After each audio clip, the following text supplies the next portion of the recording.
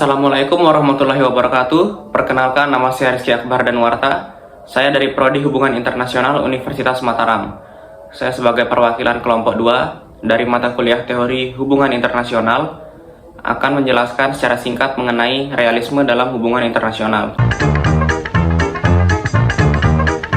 Realisme merupakan paradigma besar dalam hubungan internasional yang memandang bahwa sistem dunia merupakan sistem yang anarki, yang artinya akan selalu terjadi konflik dan peperangan sehingga perdamaian sangat sulit untuk dicapai atau bahkan mustahil untuk dicapai.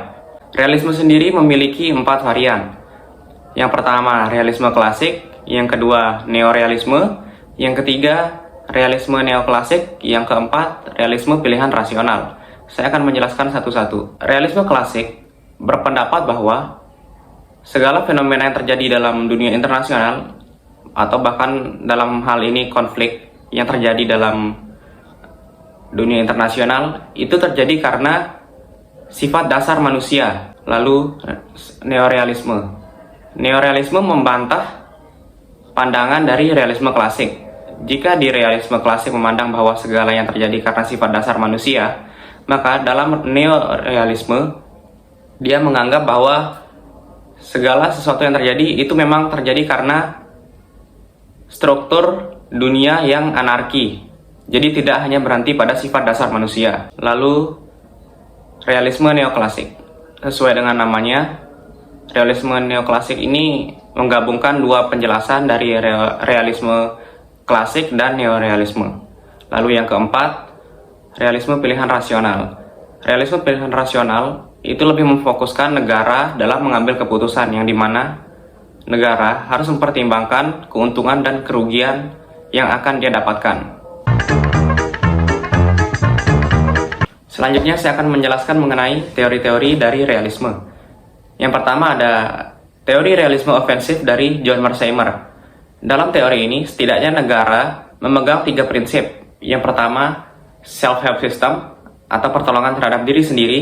Yang kedua, fear atau rasa takut. Yang ketiga, power maximization atau memaksimalkan kekuatan. Karena dalam teori ini, negara berhak mementingkan dirinya sendiri jika ia merasa terancam oleh negara yang lebih kuat darinya.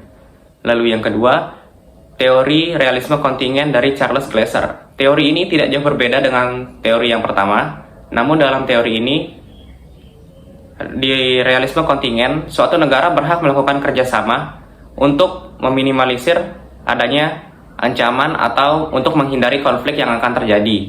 Lalu yang ketiga, teori state center realist dari Farid Zakaria. Dalam teori ini, Farid Zakaria menganggap bahwa power merupakan fungsi dan kekuatan nasional, fungsi dari kekuatan nasional dan negara. Lalu yang keempat, teori balance of trade. Dalam teori balance of trade atau biasa disebut dengan keseimbangan ancaman, suatu negara berhak melakukan kerjasama atau dapat melakukan kerjasama dengan negara lain jika negara tersebut merasa terancam atau berada di dalam wilayah yang mengancam baginya. Jadi untuk membedah suatu kasus, teori balance of trade dapat membedah suatu kasus yang situasional karena hanya dapat melihat negara-negara yang memang terdampak atau dikelilingi oleh ancaman-ancaman yang mengganggu keamanan negara. Lalu yang kelima, teori realisme neoklasik ofensif dari Stephen Lobel.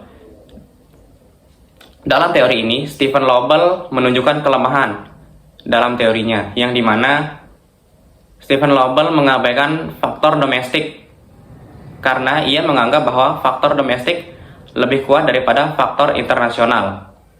Sehingga ini menjadi kelemahan dalam teori realisme neoklasik ofensif. Lalu yang keenam, teori balance of power. Di teori balance of power itu artinya keseimbangan kekuatan, bahwa negara berhak memperkuat kekuatannya untuk mencapai tingkat yang mungkin setara terhadap negara-negara lain agar mencapai keseimbangan kekuatan sehingga itu dapat meminimalisir ancaman yang terjadi. Lalu yang ketujuh, teori aliansi realis. Dalam teori ini terdapat negara dominan yang melakukan kerjasama dengan negara-negara yang tidak lebih kuat darinya, namun tetap menguntungkan negara dominan tersebut atau negara yang lebih kuat tersebut. Lalu yang kedelapan, teori power transition. Dalam teori ini menunjukkan hierarki internasional yang seringkali dipegang oleh negara-negara besar atau negara-negara dominan. Lalu yang terakhir, teori stabilitas hegemoni. Dalam teori ini, suatu negara dominan atau negara besar yang mempunyai pengaruh yang luas harus mempertahankan hegemoninya dalam dunia internasional.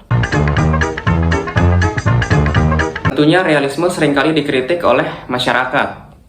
Kritik yang seringkali ditujukan oleh masyarakat kepada kaum realis adalah bahwa kaum realis selalu memandang bahwa manusia merupakan makhluk yang egois, yang selalu mementingkan dirinya sendiri untuk kebutuhan tertentu.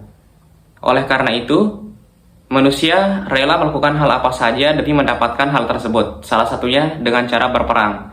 Karena pada dasarnya, dalam pandangan realis, sistem dunia adalah sistem yang anarki.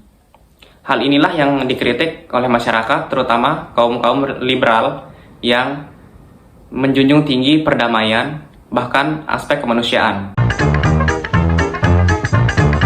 Selanjutnya, saya akan menjelaskan secara singkat studi kasus mengenai pembelian misil S-400 pertahanan udara Rusia oleh Turki dengan menggunakan teori balance of trade.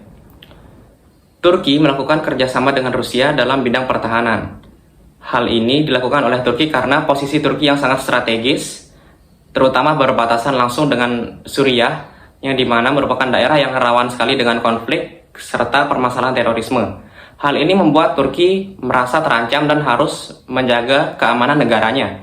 Oleh karena itu, dia melakukan kerjasama dengan Rusia dalam bidang pertahanan dengan membeli misil pertahanan udara S-400 Triumph milik Rusia. Namun, sebelum bekerja sama dengan Rusia, Turki terlebih dahulu bekerja sama dengan Amerika Serikat, mengingat Turki sendiri merupakan anggota NATO. Namun, kerjasama tersebut tidak berlangsung lama karena Amerika Serikat menarik pertahanan persenjataan yang berada di Turki. Inilah yang membuat Turki menjadi marah terhadap Amerika, lalu berpaling melakukan kerjasama dengan Rusia dalam melakukan kerjasama di bidang pertahanan. Yang dimana jika kita melihat dengan teori balance of trade atau keseimbangan ancaman, hal ini sangat sesuai.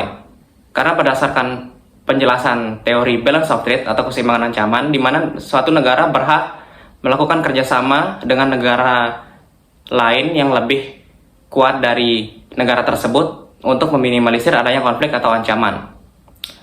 Mungkin sekian dari penjelasan materi mengenai realisme dalam hubungan internasional yang dapat saya sampaikan.